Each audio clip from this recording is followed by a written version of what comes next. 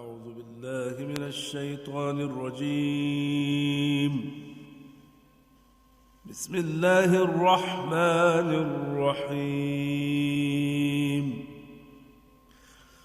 تلك أمة قد خلت لها ما كسبت ولكم ما كسبتم ولا تسألون ولكم ما كسبتم ولا تسألون عما كانوا يعملون.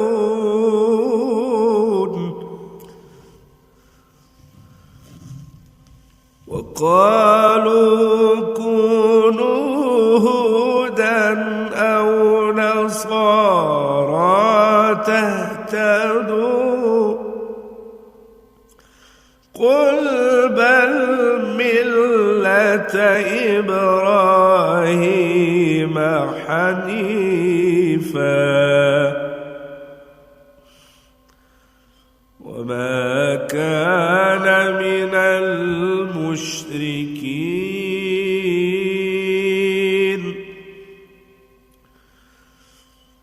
قولوا آمنا بالله وما أنزل إلينا وما أنزل إلى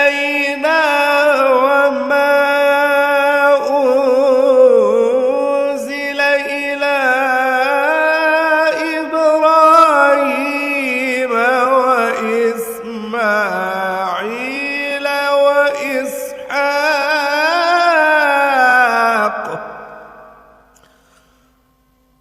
وإسحاق ويعقوب والأسباط وما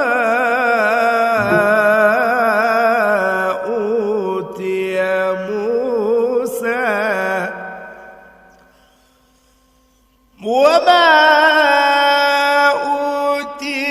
موسى وعيسى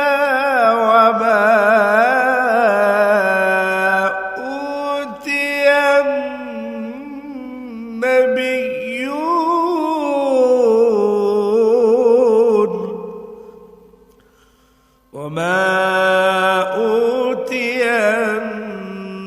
النبيون من ربهم لا نفرق بين أحد منهم ونحن له مسلمون.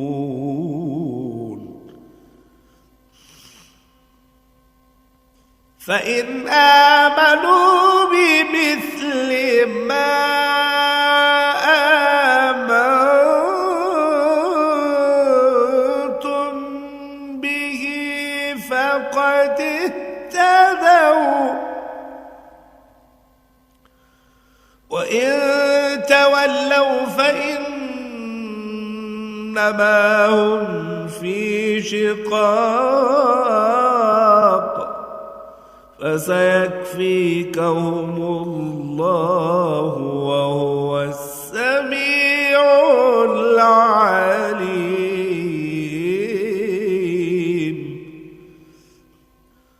صبغة الله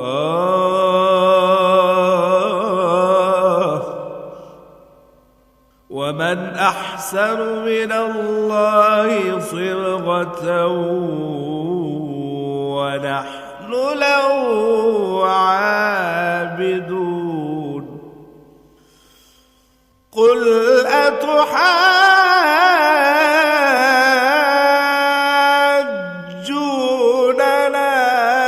في الله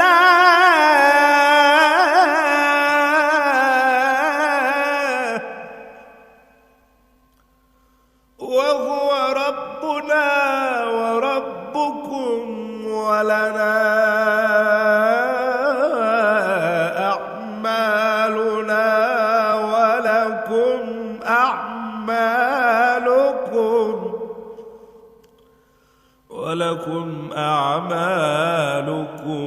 ونحن له مخلصون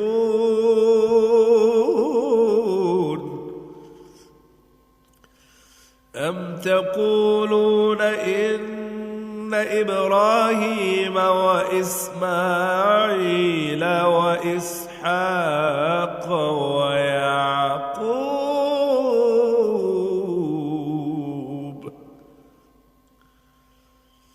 ويعقوب والأسباط كانوا هودا أو نصارى قل أأنتم أعلم أم الله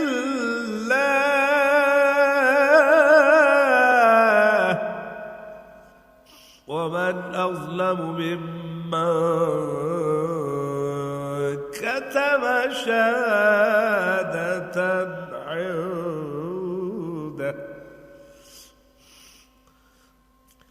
ومن أظلم ممن كتم شهادة عنده من الله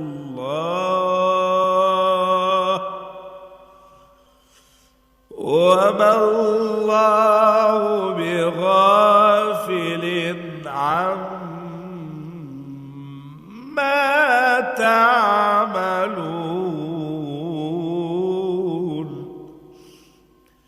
تلك أمة قد خلت لها ما كسبت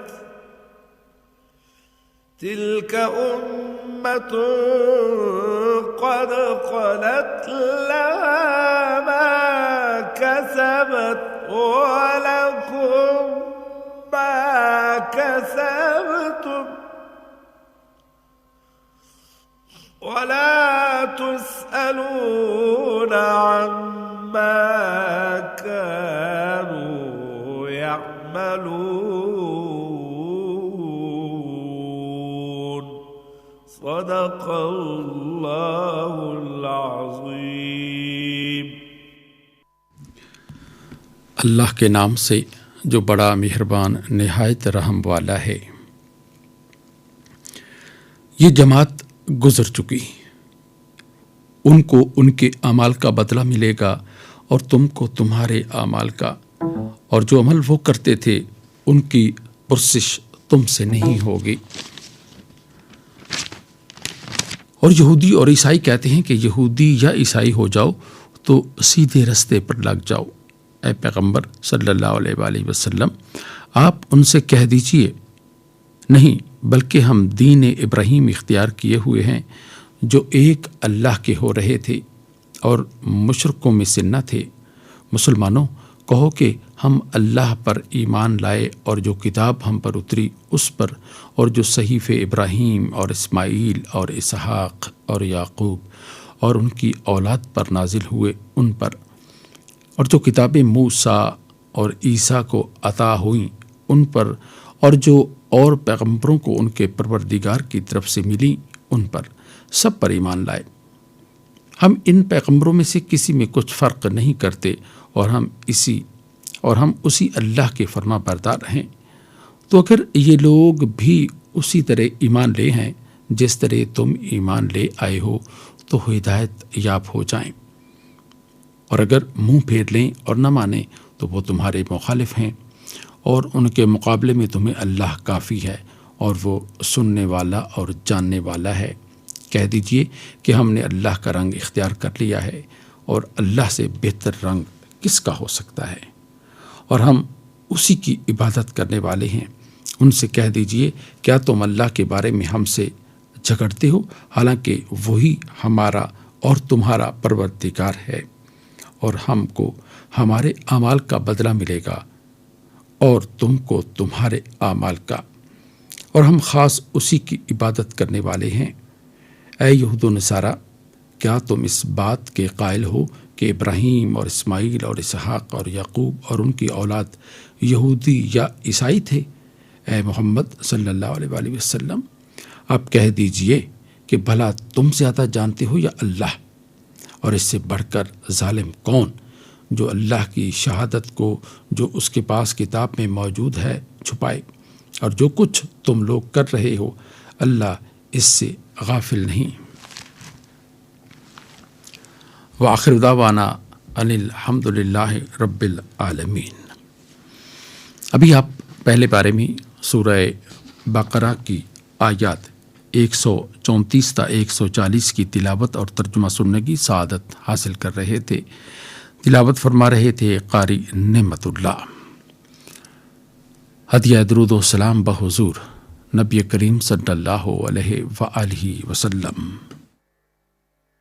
اللهم صل على محمد اللهم صل على محمد وعلى آله وصحبه وسلم اللهم صل على محمد اللهم صل على محمد وعلى آله وصحبه وسلم اللهم صل على محمد اللهم صل على محمد وعلى آله وصحبه وسلم اللهم صل على محمد اللهم صل على محمد وعلى آله وصحبه وسلم اللهم صل على محمد اللهم صل على محمد وعلى آله وصحبه وسلم۔ ارشاد باری تعالیٰ ہے، اللہ کے نزدیک نیک بندے وہ ہیں جو مقدم رکھتے ہیں دوسروں کو اپنی جان سے، اگرچہ انہیں بھوکا ہی کیوں نہ رہنا پڑے۔ حمد و ثنائے رب جلیل۔ اللہ اللہ اللہ اللہ اللہ اللہ۔ میں نے جب لکھنا سیکھا تھا پہلے تیرا نام لکھا تھا۔ اللہ اللہ اللہ اللہ اللہ اللہ۔ میں وہ صبر سمیم ہوں جس نے میں وہ صبر سمیم ہوں جس نے میں وہ صبر سمیم ہوں جس نے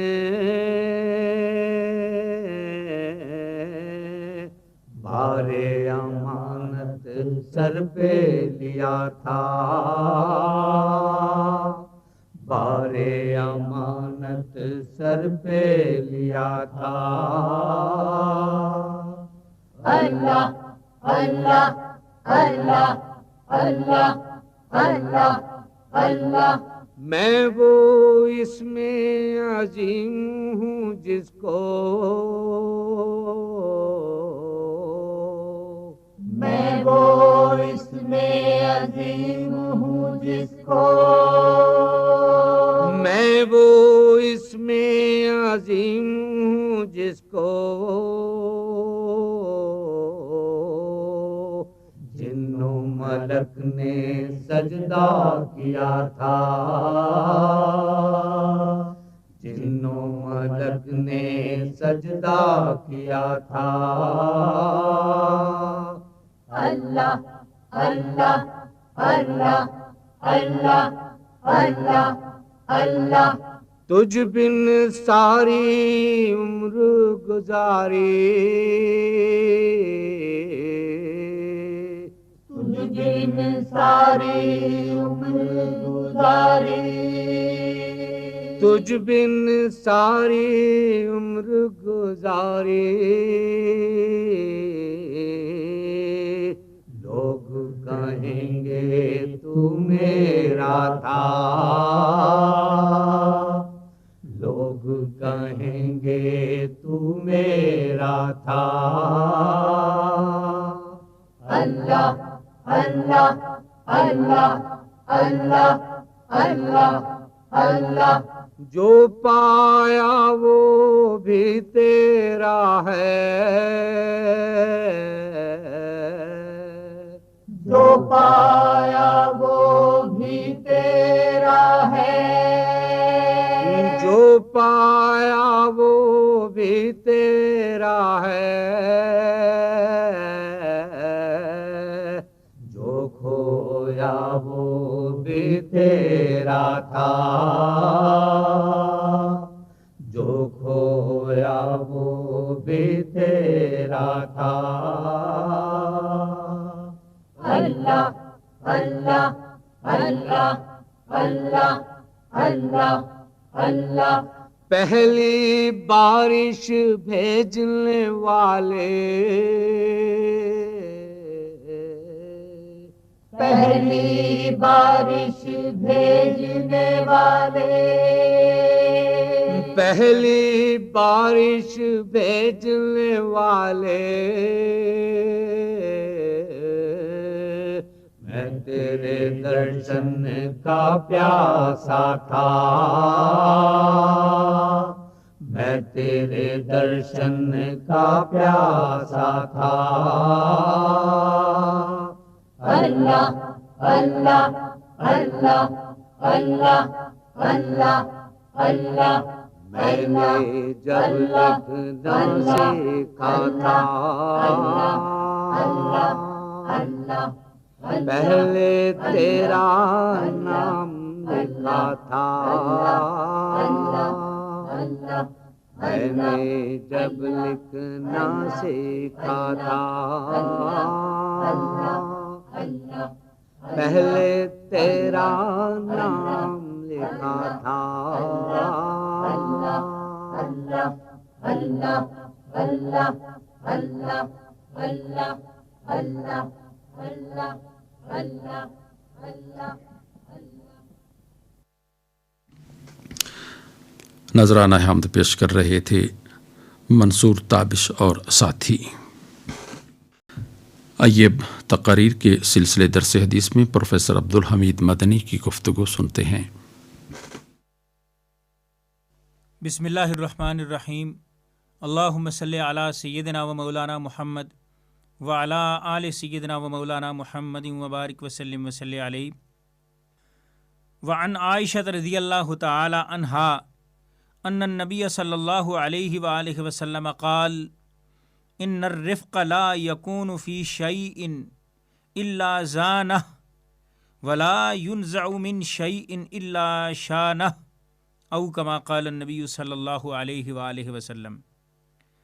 حضرت عائشہ صدیقہ رضی اللہ تعالی عنہا سے مروی ہے، کہتی ہیں کہ نبی کریم صلی اللہ علیہ وآلہ وسلم نے ارشاد فرمایا، نرمی کا رویہ جس کے اندر بھی ہوتا ہے اسے وہ زینت عطا کرتا ہے، اور جس معاملے سے نرمی نکل جاتی ہے وہ بدنما اور بدمزہ ہو جاتا ہے۔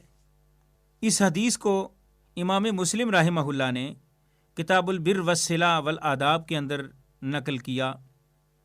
رحمت عالم صلی اللہ علیہ وآلہ وسلم نے اسلامی اقدار کا یہ حسن و جمال بیان فرمایا اور انسانی اخلاقیات اور عادات و اطوار کا ایک حسن جو نرمی اور رفق اور رحمت و مہربانی ہے، یہ آپ صلی اللہ علیہ وآلہ وسلم نے بیان فرمایا اور اپنی امت کو بالخصوص اور باقی جملہ انسانوں کو بالعموم یہ ایسی تعلیم عطا فرمائی کہ جس سے وہ اپنے مخالفین کے دلوں میں گھر کر سکتے ہیں، جس سے وہ اپنی دشمنوں کو مفتوح کر سکتے ہیں، جس سے وہ اپنے سخت سے سخت جانی دشمنوں کے سامنے نرمی اگر اور محبت اور رحمت کا رویہ اگر ان کے سامنے رکھیں تو ان کو اپنی طرف مائل کر سکتے ہیں، ان کے دلوں سے نفرت کے جذبات ختم کر سکتے ہیں۔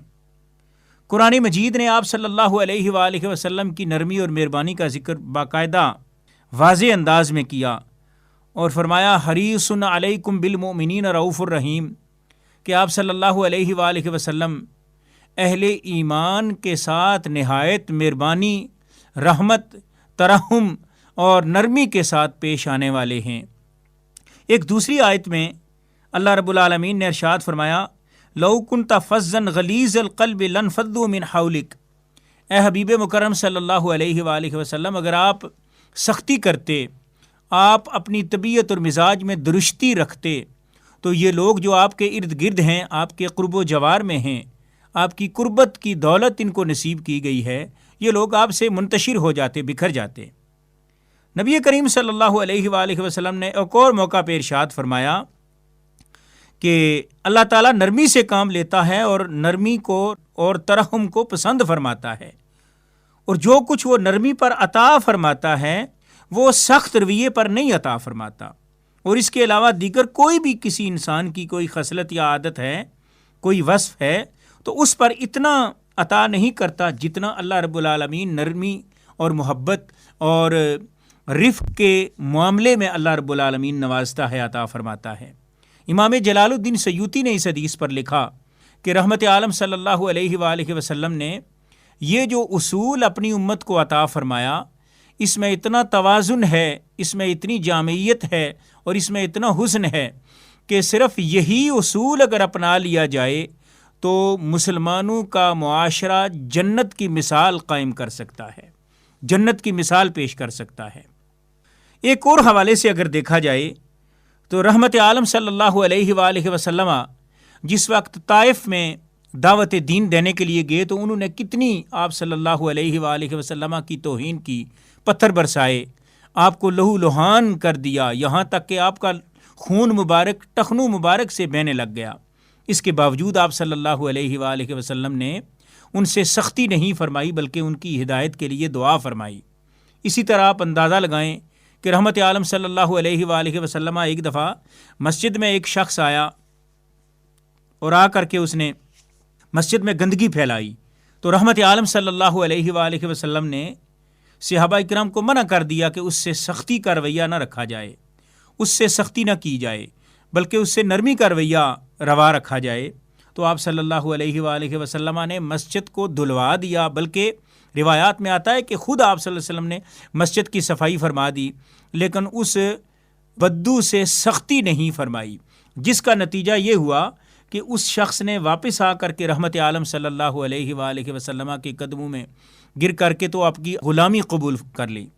تو اس سے اندازہ لگایا جا سکتا ہے کہ رحمت عالم صلی اللہ علیہ وآلہ وسلم نے یہ اصول اپنی امت کو عطا فرما کر کے ایک تسخیر کا اصول عطا فرما دیا کہ میری امت اپنے دشمن کو اس طرح بھی مسخر کر سکتی ہے۔ اللہ رب العالمین ہم سب کو توفیق دے کہ ہم رحمت عالم صلی اللہ علیہ وآلہ وسلم کی دی ہوئی تعلیمات، آپ کی عطا کی گئی سنت اور آپ صلی اللہ علیہ وآلہ وسلم کے عنایت کیے گئے طریقوں پر عمل کریں اور اپنی دنیا و آخرت سنواریں۔ وآخر دعوایا ان الحمد للہ رب العالمین۔ تقاریر کے سلسلے درس حدیث میں گفتگو کر رہے تھے پروفیسر عبدالحمید مدنی۔ حدیث نبوی صلی اللہ علیہ وآلہ وسلم ہے، تو دیکھے گا کہ مسلمان ایک دوسرے پر مہربانی کرنے اور ایک دوسرے کو دوست رکھنے اور باہم شفقت کرنے میں ایک جسم کی طرح ہیں کہ جب ایک عضو بیمار ہوتا ہے تو جسم کے باقی اعضاء بیداری اور بخار میں موافقت کرتے ہیں۔ نعت رسول مقبول صلی اللہ علیہ وآلہ وسلم۔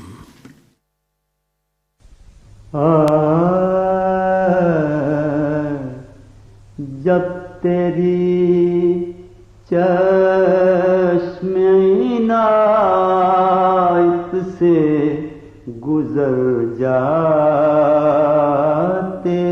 ہیں، جب تیری چشم عنایت سے گزر جاتے ہیں، چمن دہر کے پھول اور نکھر جاتے ہیں، چمن دہر کے پھول اور نکھر جاتے ہیں۔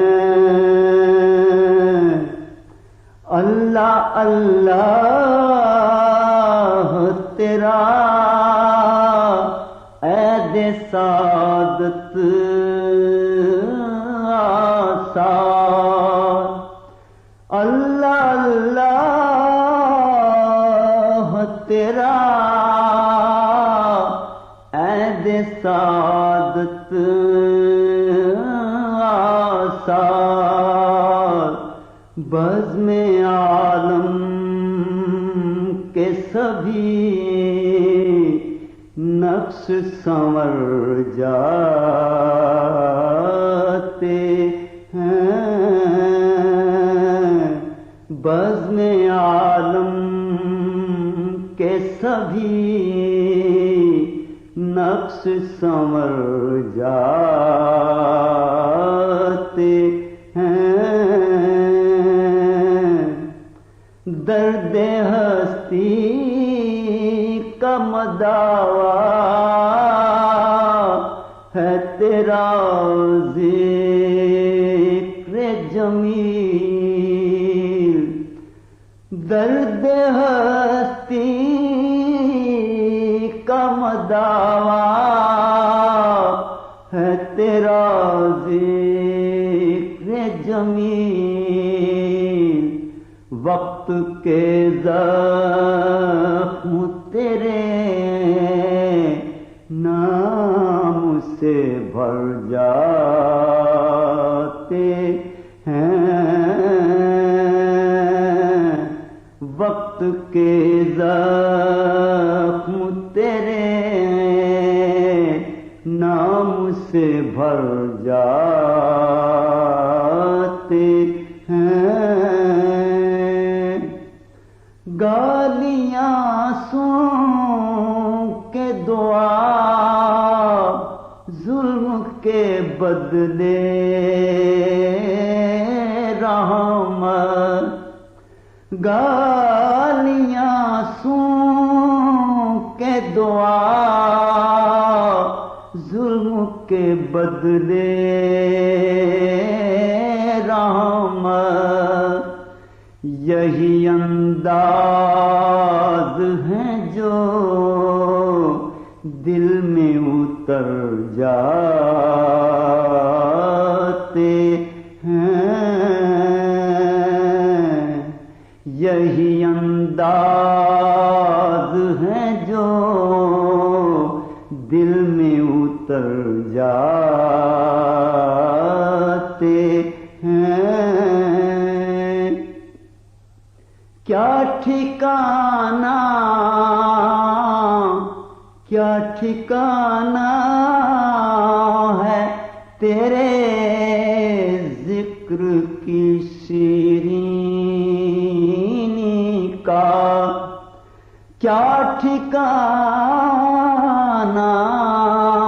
ہے تیرے ذکر کی شیرینی کا، یعنی اڑتے ہوئے لمحات ٹھہر جاتے ہیں، یعنی اڑتے ہوئے لمحات ٹھہر جاتے ہیں۔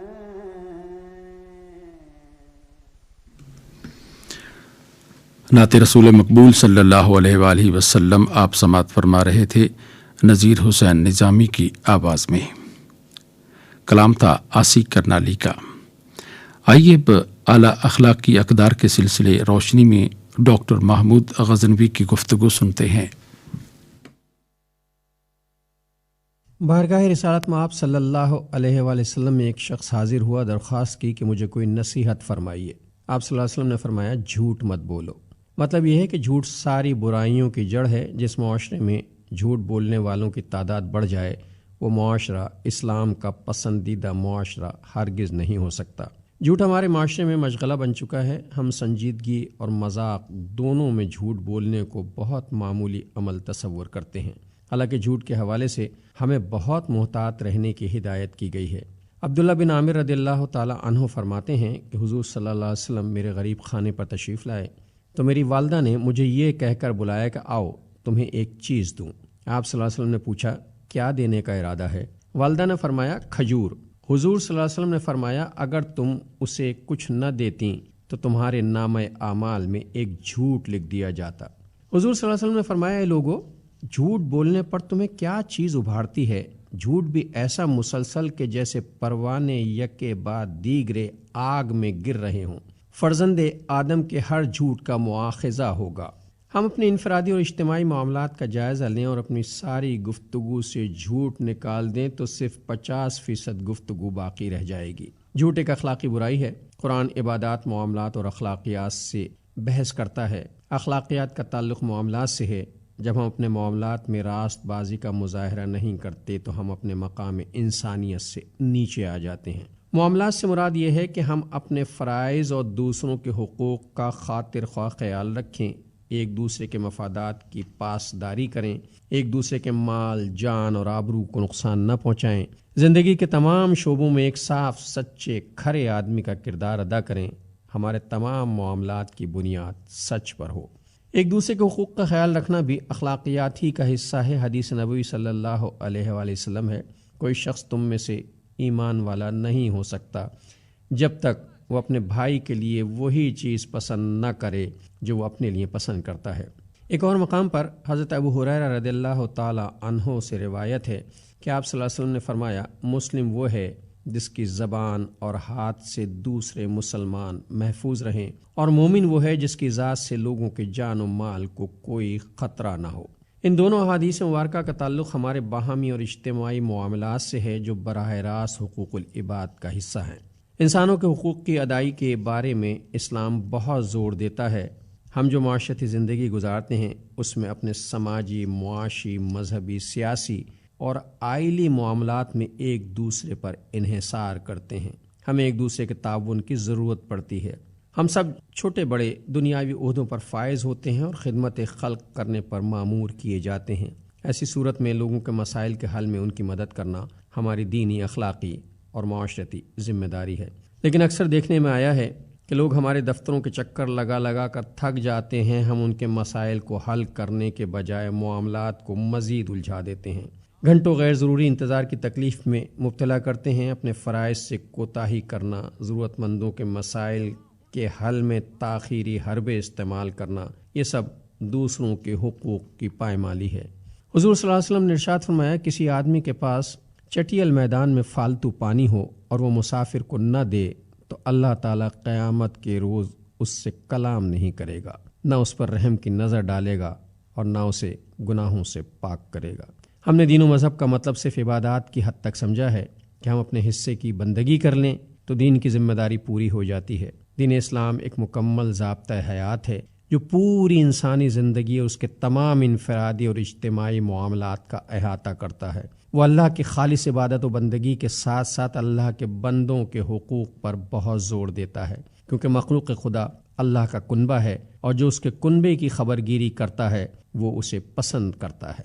نبی کریم صلی اللہ علیہ وسلم خلق خدا کی خدمت کے ایسے الفاظ میں تاکید فرما چکے ہیں جن میں اس کی فضیلت کا اندازہ ہوتا ہے۔ حضور صلی اللہ علیہ وسلم نے ارشاد فرمایا مجھے رمضان بھر کے روزے رکھنے اور اس مہینے مسجد حرام میں بیٹھ کر اعتکاف کرنے سے زیادہ عزیز ہے کہ میں اپنے بھائی کی بوقت ضرورت مدد کروں۔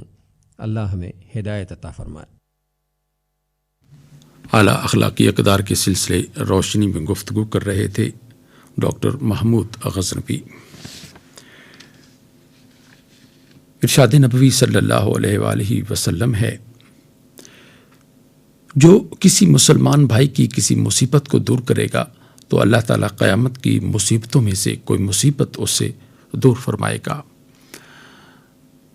ہدیہ عقیدت بحضور نبی کریم صلی اللہ علیہ وآلہ وسلم۔ ملے گا منزل دل کا نشان مدینے میں، سکون پائے گی عمر رواں مدینے میں، ملے گا منزل دل کا نشان مدینے میں، طواف کرتے ہیں روضے کا مہرماں و نجوم، طواف کرتے ہیں روضے کا مہرماں و نجوم، ملی ہے سجدہ کنا کہکشاں مدینے میں، سکون پائے گی عمر رواں مدینے میں، نظر پہ ہوتے ہیں اسرار کائنات کے فاش، نظر پہ ہوتے ہیں اسرار کائنات کے فاش، دلوں پہ کھلتے ہیں سر نہاں مدینے میں، ملے گا منزل دل کا نشان مدینے میں، رسول پاک کے قدموں کو چومنے کے لیے، رسول پاک کے قدموں کو چومنے کے لیے، زمین پہ جھکتے ہیں ہفت آسماں مدینے میں، سکون پائے گی عمر رواں مدینے میں، ملے گا منزل دل کا نشان مدینے میں۔ نعت رسول مقبول صلی اللہ علیہ وآلہ وسلم آپ سماعت فرما رہے تھے منی بیگم کی آواز میں۔ آپ نے پوچھا ہے، سامعین آپ کے دینی اور سماجی مسائل کا حل قرآن و سنت کی روشنی میں پیش کر رہے ہیں ڈاکٹر حافظ حبیب الرحمان۔ الحمد للہ رب العالمین والصلاة والسلام علی رسولہ الکریم، اما بعد فاعوذ باللہ من الشیطان الرجیم، بسم اللہ الرحمن الرحیم۔ یہ سوال ہے کہ جعلی سند خرید کر نوکری کرنا آیا جائز ہے اور اس کی حیثیت کیا ہے؟ قرآن و سنت کی روشنی میں رہنمائی فرمائیں۔ مزید یہ کہ بعض دفعہ لوگ نمبر بڑھانے کے لیے رشوت دے کر سند لے لیتے ہیں اور اس پر نوکری حاصل کر لیتے ہیں، تو کیا ایسا شرعی لحاظ سے جائز ہے؟ جو ڈگری یا سند لی جاتی ہے اس کی حیثیت یہ ہے کہ یہ ایک طرح کی شہادت ہے، یعنی گواہی ہے، اور جھوٹی گواہی دینا گناہ کبیرہ ہے۔ نبی اکرم صلی اللہ علیہ وسلم نے فرمایا کہ 7 گناہ جو ہیں بڑے مہلک ہیں، تباہ کن ہیں، ان میں سے الاشراک باللہ، اللہ تبارک و تعالیٰ کے ساتھ دوسروں کو شریک ٹھہرانا، حقوق الوالدین، والدین کی نافرمانی کرنا، جادو کرنا، اور اس کے بعد فرمایا کہ شہادت الزور، جھوٹی گواہی دینا۔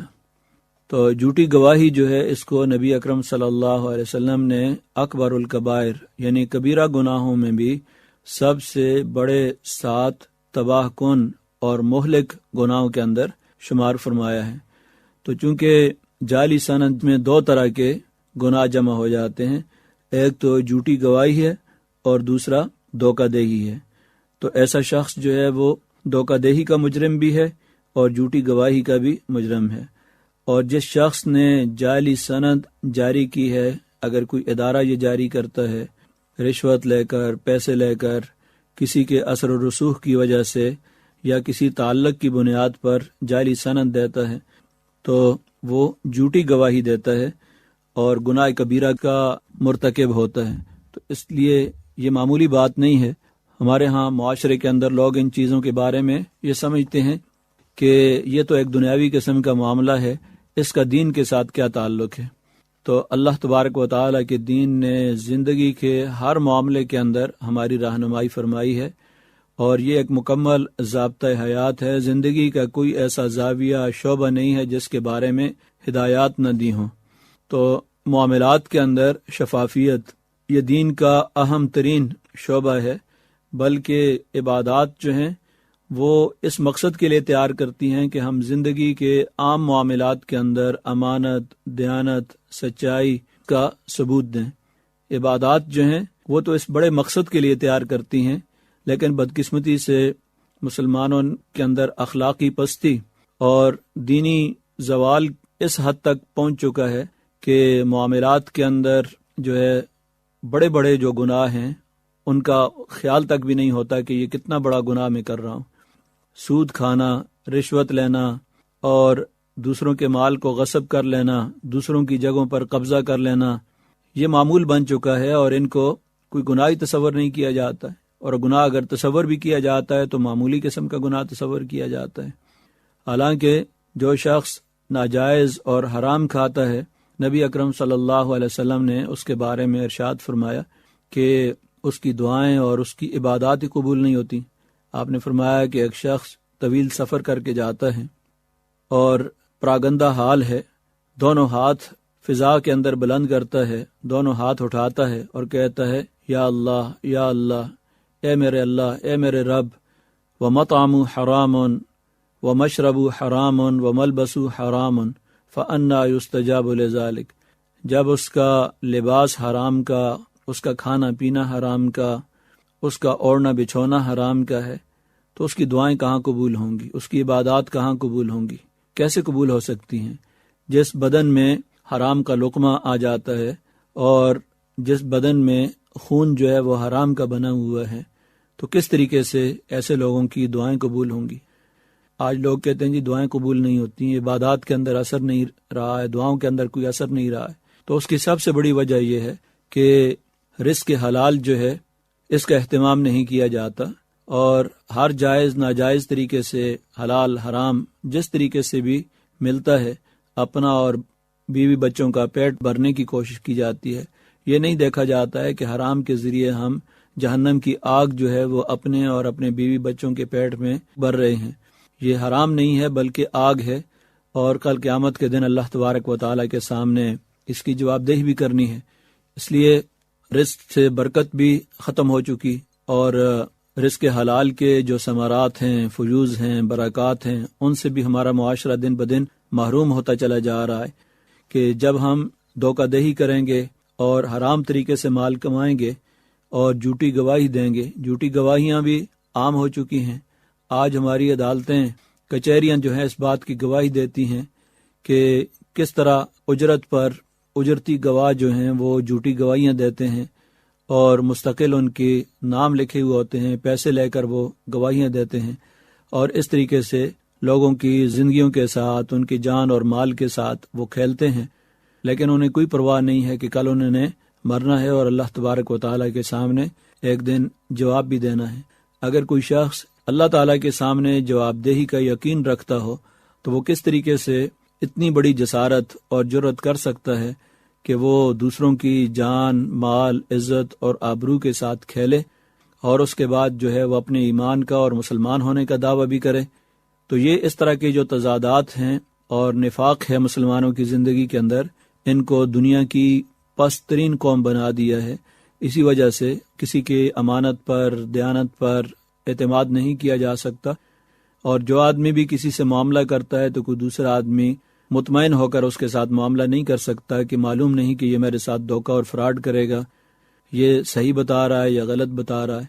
تو یہ صورتحال انتہائی تکلیف دہ ہے، اور خاص طور پر جس مسئلے کی طرف آپ نے نشاندہی کی کہ جعلی سندیں لے کر نوکریاں کی جاتی ہیں، تو یقیناً یہ ایک ناجائز عمل ہے، گناہ کبیرہ ہے، جھوٹی گواہی بھی ہے اور دھوکہ دہی کا جرم ہے، اور یہ ظاہر ہے کہ جب تک وہ نوکری کر رہا ہے زندگی بھر دھوکہ دہی کے جرم کے اندر وہ مبتلا رہتا ہے، اور کوئی ایک وقت نہیں بلکہ اگر اس نے 30-35 سال 40 سال نوکری کی ہے تو گویا کہ 40 سال ایک دھوکہ دہی کے ساتھ اور جھوٹی گواہی کے ساتھ اس نے گزارے ہیں۔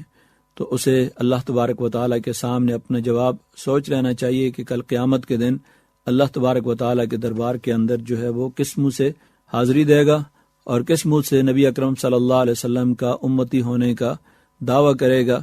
اللہ تبارک و تعالیٰ سے دعا ہے کہ وہ ہمیں اس طرح کی دھوکہ دہی سے، جھوٹی گواہی سے اور دوسروں کا مال حرام کھانے سے بچنے کی توفیق عطا فرمائے، کیونکہ یہ وہ چیزیں ہیں جنہوں نے ہماری زندگی کو اجیرن کر دیا ہے، اور اس کی وجہ سے ہماری زندگی کے اندر آئے دن پریشانیاں بھی ہیں، مسائل بھی ہیں، ٹینشن ہے، اور ان سب بیماریوں کا ایک ہی حل ہے کہ رزق حلال۔ رزق حلال کے اندر اللہ تعالیٰ نے ہر طرح کی پریشانیوں سے نجات عطا فرمائی ہے، اور ایسے شخص کی زندگی جو ہے وہ پرسکون زندگی گزرتی ہے جو رزق حلال پر اکتفا کرتا ہے، اور رزق حلال پر قناعت کرنے کے نتیجے کے اندر بہت سے مصائب اور پریشانیوں سے بھی آدمی بچا رہتا ہے۔ اللہ تبارک و تعالی ہمیں رزق حلال کی توفیق عطا فرمائے۔ آپ نے پوچھا ہے، آپ کے دینی اور سماجی مسائل کا حل قرآن و سنت کی روشنی میں پیش کر رہے تھے ڈاکٹر حافظ حبیب الرحمان۔ سامعین، اگر آپ بھی یہ سلسلے میں کوئی سوال پوچھنا چاہیں تو خط لکھنے کے لیے ہمارا پتہ نوٹ فرما لیجیے۔ انچارج پروگرام حی علی الفلاح، پوسٹ باکس نمبر 2010 یعنی 2010 ریڈیو پاکستان، اسلام آباد۔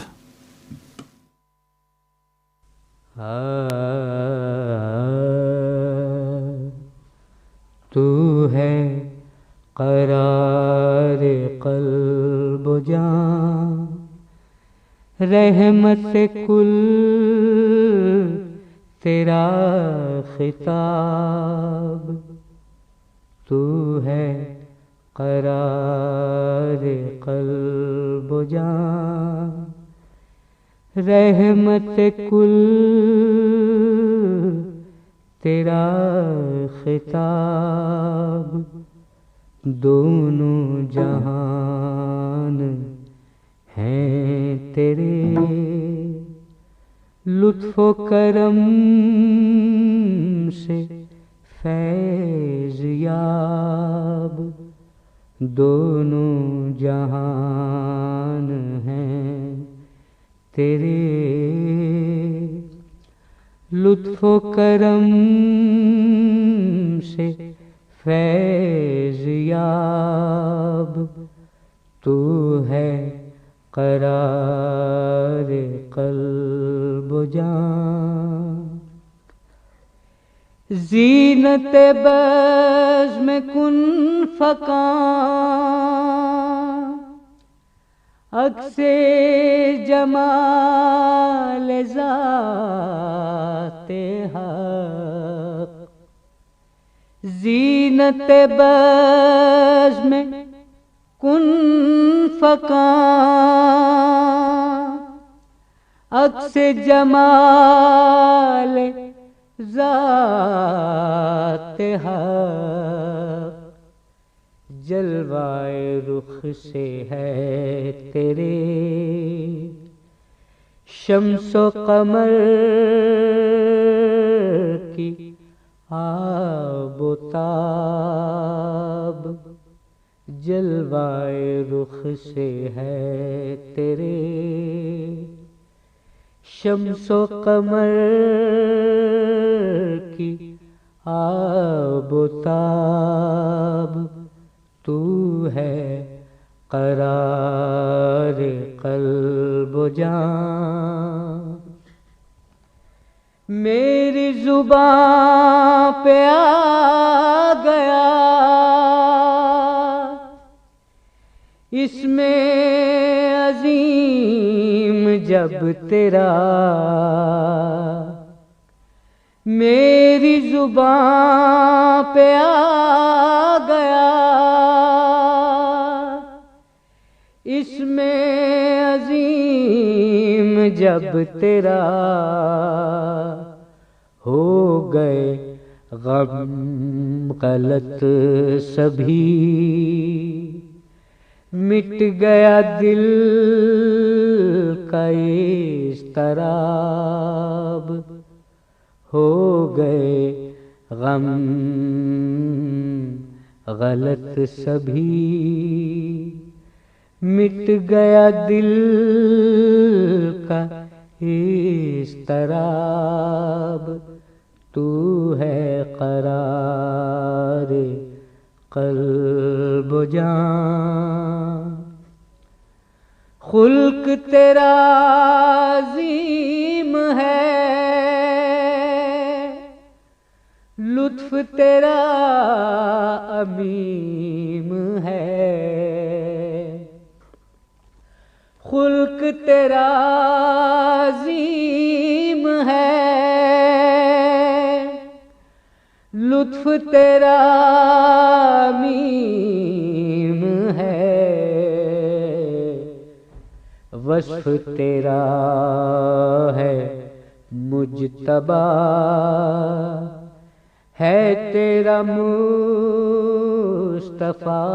خطاب وصف تیرا ہے مجتبی ہے تیرا مصطفیٰ خطاب تو ہے قرار قلب و جان بارگاہ کریم سے جس کو ملا ہے تیرا عشق بارگاہ کریم سے جس کو ملا ہے تیرا عشق کارگاہ حیات میں وہی بشر ہے کامیاب تو ہے قرار قلب و جان نعت رسول مقبول صلی اللہ علیہ وآلہ وسلم آپ سماعت فرما رہے تھے منیر حسین کی آواز میں کلام تھا قمر یزدانی کا قرآن حکیم اور ہماری زندگی کے سلسلے میں سورہ اعراف کی آیات 4 تا 7 کے مضامین کے حوالے سے گفتگو کر رہے ہیں مفتی طاہر محمود اعوذ باللہ من الشیطان الرجیم بسم اللہ الرحمن الرحیم وَكَمْ مِنْ قَرْيَةٍ أَهْلَكْنَاهَا فَجَاءَهَا بَأْسُنَا بَيَاتًا أَوْ هُمْ قَائِلُونَ فَمَا كَانَ دَعْوَاهُمْ إِذْ جَاءَهُمْ بَأْسُنَا إِلَّا أَنْ قَالُوا إِنَّا كُنَّا ظَالِمِينَ فلنسألن الذين أرسل إليهم ولنسألن المرسلين فلنقصن عليهم بعلم وما كنا غائبين صدق اللہ مولانا العظیم۔ آیتوں کے ترجمے سے پہلے چند الفاظ کے معنی سماعت فرمائیں۔ قائلون، دوپہر کو آرام کرنے والے، نقصن، ہم ضرور بیان کریں گے۔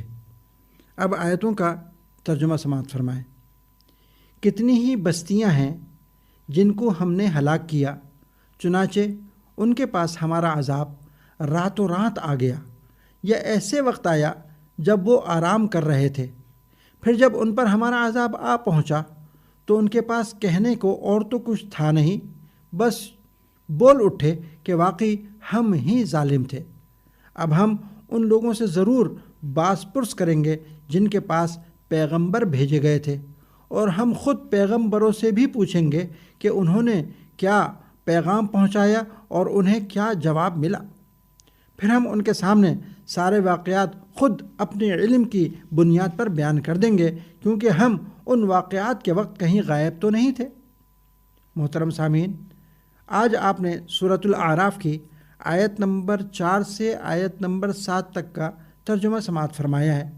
ان میں سے پہلی 2 آیتوں میں منکرین اور غفلت میں پڑے کافروں کو ڈرایا گیا کہ وہ دنیاوی امن و راحت اور عیش و عشرت سے دھوکہ نہ کھائیں، ایسا نہ ہو کہ پچھلے زمانے کی سرکش قوموں کی طرح ان کو بھی ہلاک کر دیا جائے۔ چنانچہ فرمایا کہ یاد رکھو، اگر تم نے احکام الہی اور دین اسلام سے سرتابی کی اور رسول اللہ صلی اللہ تعالیٰ علیہ وسلم کے فرمان کے مطابق نہ چلے تو تباہ و برباد ہو جاؤ گے۔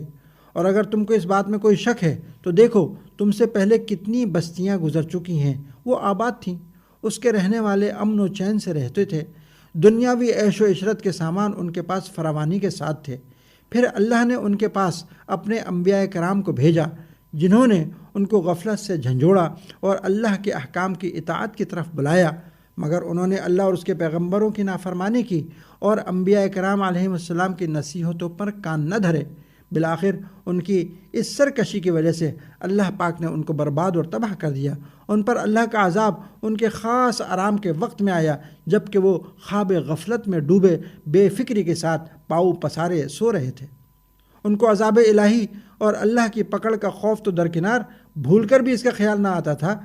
غرض تم بھی اپنی راحت اور چین والی زندگی اور عیش و عشرت کے سامان کی فراوانی سے دھوکہ نہ کھاؤ۔ اگر تم کفر و شرک اور نافرمانی سے باز نہ آئے تو ڈرو کہیں تمہارا بھی یہ حشر نہ ہو جائے۔ پھر فرمایا کہ گزشتہ بستیوں پر جب عذاب الہی آیا اور اللہ کے عذاب نے ان کو غفلت کی حالت میں اچانک آ دبوچا تو وہ اپنی ساری اکڑفوں، تم طراق اور لن ترانیاں بھول گئے تھے۔ اس وقت ان کی زبان پر بس یہی بات تھی کہ واقعی ہم بڑے ظالم تھے، ہم نے بڑی زیادتی کی کہ اللہ اور اس کے رسول کی بات نہ مانی، غفلت اور گناہوں میں پھنسے رہے، اور یہ نہ سوچا کہ اس کا انجام کیا ہونا ہے۔ لیکن ان کا اس وقت کا پچھتانا ان کے کچھ کام نہ آیا، وقت گزر چکا تھا۔ جب ان کے پاس موقع تھا تو اس وقت تو دوست اور خیرخواہ کو دشمن اور بدخواہ سمجھتے تھے اور دشمنوں کو اپنا دوست بنا رکھا تھا، لہٰذا تم بھی ان سے عبرت حاصل کرو۔ اگلی 2 آیتوں میں آخرت کا بیان ہے۔ فرمایا کہ جن امتوں کی طرف پیغمبر بھیجے گئے ہیں ان سب سے قیامت کے دن سوال ہوگا، اور ہم ان سے پوچھیں گے کہ تم نے ہمارے پیغمبروں کی دعوت کو کہاں تک قبول کیا، اللہ پاک کے نازل کردہ احکامات کو مانا تھا یا نہیں۔ اسی طرح قیامت کے دن پیغمبروں سے بھی پوچھا جائے گا کہ تم نے اپنی امتوں کو ہمارا پیغام پہنچایا تھا یا نہیں، اور تم کو تمہاری امت نے کیا جواب دیا تھا۔ مفسرین نے لکھا ہے کہ اللہ پاک تو عالم الغیب والشہادہ ہے، ان کو تو سب معلوم ہے، ان کو کسی سے پوچھنے کی ضرورت نہیں، مگر یہاں کافروں سے یہ سوال اس لیے ہوگا تاکہ ان کی سرزنش ہو اور وہ اپنے منہ سے جرم کا اعتراف کر کے ذلیل و خوار ہوں، اور انبیاء کرام علیہم السلام سے اس لیے ہوگا تاکہ ان کی عظمت، ان کی شان تمام مخلوقات کے سامنے ظاہر ہو۔ اس کے بعد آخری آیت میں ارشاد باری تعالیٰ ہے کہ قیامت کے دن اللہ تعالیٰ خود اپنے ذاتی علم سے تمام واقعات اور حقائق کو بیان کر دیں گے، یعنی سب کے چھوٹے بڑے، کم زیادہ، ظاہری و باطنی تمام اعمال و احوال اللہ جل شانہ سے پوشیدہ نہ ہوں گے، اور اللہ تعالیٰ اپنے علم محیط ازلی سے انسانوں کے سب اگلے پچھلے اعمال و احوال کھول کر رکھ دیں گے، کیونکہ وہ تمام واقعات کو دیکھ رہے ہیں، وہ بے خبر نہیں ہیں، اس لیے وہاں نہ کوئی جھوٹ بول سکے گا اور نہ کچھ چھپا سکے گا۔ محترم سامعین، آیاتوں کے مضامین آپ نے سماعت فرمائے، ان میں ہمارے لیے آخرت کے فکر اور اس کی تیاری کا سبق ہے۔ اللہ پاک ہمیں عمل کی توفیق عطا فرمائے، آمین، وما علینا الا البلاغ۔ قرآن حکیم اور ہماری زندگی کے سلسلے میں سورہ آراف کی آیات 4 تا 7 کے مضامین کے حوالے سے گفتگو کر رہے تھے مفتی طاہر محمود۔ ہدیہ درود و سلام بحضور نبی کریم صلی اللہ علیہ وآلہ وسلم۔ اللهم صل على محمد، اللهم صل على محمد وعلى آله وصحبه وسلم، اللهم صل على محمد، اللهم صل على محمد وعلى آله وصحبه وسلم، اللهم صل على محمد، اللهم صل على محمد وعلى آله وصحبه وسلم، اللهم صل على محمد، اللهم صل على محمد وعلى آله وصحبه وسلم، اللهم صل على محمد، اللهم صل على محمد وعلى آله وصحبه وسلم، اللهم صل على محمد، اللهم صل على محمد وعلى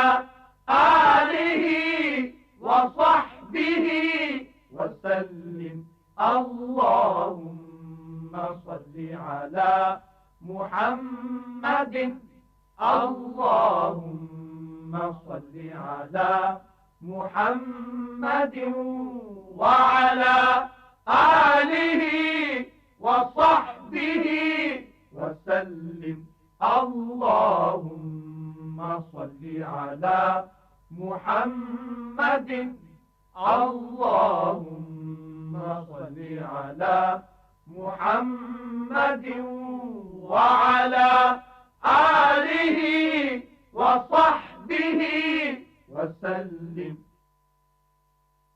حضور نبی کریم صلی اللہ علیہ وآلہ وسلم کی بارگاہ اقدس میں ہدیہ درود و سلام پیش کیا گیا۔ آئیے پروگرام کے ان اختتامی لمحات میں اللہ تعالیٰ کے حضور دعا کے لیے ہاتھ پھیلائیں۔ اللہم یا رب العالمین، یا الہ العالمین، یا مجیب الداعین، ہم زندگی کے ہر معاملے میں تیری رضا کا خیال رکھیں اور تیری ناراضی سے ڈرتے رہیں۔ مولا، اے بے حساب روزی دینے والے، ہمیں عزت کی حلال روزی اتنی وسعت کے ساتھ عطا فرما کہ حرام کی طرف ہماری نظر بھی نہ اٹھے۔ ارحم الراحمین، ہماری پریشانیاں دور فرما، ہمیں نیک اعمال کی توفیق عطا فرما اور برے کاموں سے بچا۔ الہ العالمین، ملت اسلامیہ جو تیرے حبیب کی امت ہے، اسے اپنے حبیب کے طفیل عزت و سربلندی عطا فرما، اسے تمام زمینی اور آسمانی آفتوں سے محفوظ رکھ اور توفیق عطا فرما کہ دنیا کے تمام مسلمان بھائی بھائی بن کر رہیں۔ یا اللہ، پاکستان اسلام کے نام پر بنا ہے تو اس اسلام کی نشست ثانیہ کا مرکز بنا، اس پر اپنی رحمتوں اور برکتوں کے دروازے کھول دے۔ ربنا تقبل منا انک انت السمیع العلیم وتب علینا انک انت التواب الرحیم وصلی اللہ علی خیر خلقہ سیدنا و مولانا محمد وعلی آلہ و اصحابہ و اتباعہ و بارک وسلم۔